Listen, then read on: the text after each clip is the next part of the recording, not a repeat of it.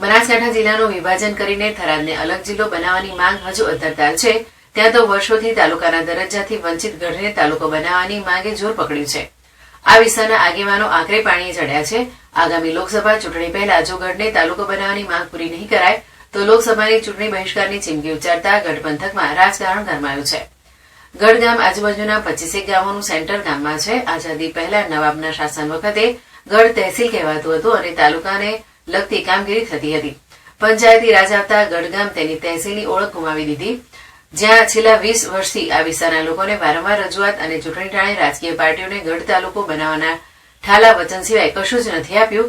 ત્યારે હવે લોકસભાની ચૂંટણી પહેલા ગઢને તાલુકાનો દરજ્જો આપવાની જાહેરાત નહીં કરાય તો આંદોલનના એંધાના ભણકારા વાગી રહ્યા છે। 20 વર્ષથી ધારાસભ્યથી લઈને મુખ્યમંત્રી સુધી લેખિત અને મૌખિક રજૂઆતો કરવા છતાં ગઢ તાલુકાના દરજ્જાથી વંચિત રહેતા ખુદ ભાજપના આગેવાનો આક્રમક મૂડમાં આવીને ગઢને તાલુકાનો દરજ્જો જો આપવામાં નહીં આવે તો ઉગ્ર આંદોલનમાં મૂળમાં આવી જો માંગણી સંતોષાય તો આગામી 2024ની લોકસભાની ચૂંટણીનો બહિષ્કાર કરતા ગઢ વિસ્તારનું રાજકારણ ગરમાયું છે અને ખુદ ભાજપના આગેવાનો જ તાલુકાની માંગને લઈને સરકાર સામે બાદ ભીડવા તૈયાર થયા છે। ગઢને તાલુકો બને તો વર્ષોથી પાર્ટીના કાર્યકર્તાઓની ગામના આગેવાનોની માગણી છે, પણ આ ગઢને તાલુકો નથી બનતો એનું કારણ એ છે કે ભારતીય જનતા પાર્ટી એ કોંગ્રેસીકરણ, કોંગ્રેસના લાઇનમાં છે। કોંગ્રેસના તમામે મિનિસ્ટરો આજે ગુજરાતની અંદર હોય તો કોંગ્રેસના મિનિસ્ટર છે। અમારા પૂર્વ સાંસદ હરિભાઈ, ધારાસભ્ય પરબતભાઈ, ધારાસભ્યશ્રીઓ બધા નમાલાઓની ટીમ છે, કારણ કે એ રજૂઆત કરવાની ક્ષમતા કોઈનામાં નથી, એટલે આ ગઢ તાલુકો બનતો નથી। પણ હું એક વાત કહું કે આ 10 તારીખે બનાસકાંઠામાં સીએમ આવે છે અને સીએમ જો પેલું કરમટ તળાવને જો મંજૂરી આપી શકતા હોય તો ગઢને તાલુકાની મંજૂરી શા માટે ના આપી શકે, એવું આ ગામ લોકોની માગણીની લાગણી છે। અને જો આ માટે તાત્કાલિક નિર્ણય લઈ તો આગામી 24મી લોકસભાની અમે ગઢ અને ગઢની આજુબાજુ જનતા બહિષ્કાર કરશું। અસ્તુ ભારત માતા કી જય। અમે વડાણા ગઢનો વતની છું અને હું ભાજપનું સક્રિય કાર્ય કરું છું।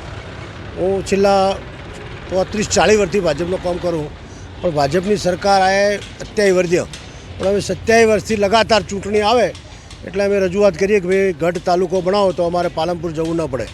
અને અહીંયા ગઢમાં અગાઉ નવાબની વખતમાં બધી તાલુકો હતો અને હવે તાલુકો બનાવે તો સારું। અને જેટલી બી વિધાનસભાની ચૂંટણી આવી કે લોકસભાની આવી એ વખત આ લોકો વાયદા આલે કે ભાઈ હેડો હવે બનાવી દઈશું।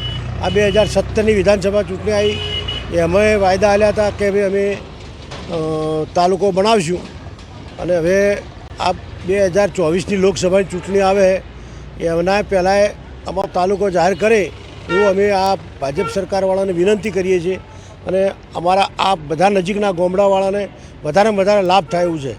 અને જો બીજા બધાને તાલુકો શંકરસિંહ વાઘેલાની સરકારમાં કર્યા, બીજી બધી ઘણું બધું બીજા બધા જાહેર કર્યા, દોતીવાડા કર્યો, અમીરગઢ કર્યો, આજુબાજુ કોરેમોરે તાલુકા જાહેર કર્યા, તો અમારા ગઢ શું બગાડ્યું છે કોઈનું એમ તે ગઢને આવું ઓરમાયું વર્તન રાખવામાં આવે ગઢથી તો ગઢને તાલુકો જાહેર નહીં કરતા, એવી અમારી સખત રજૂઆત છે।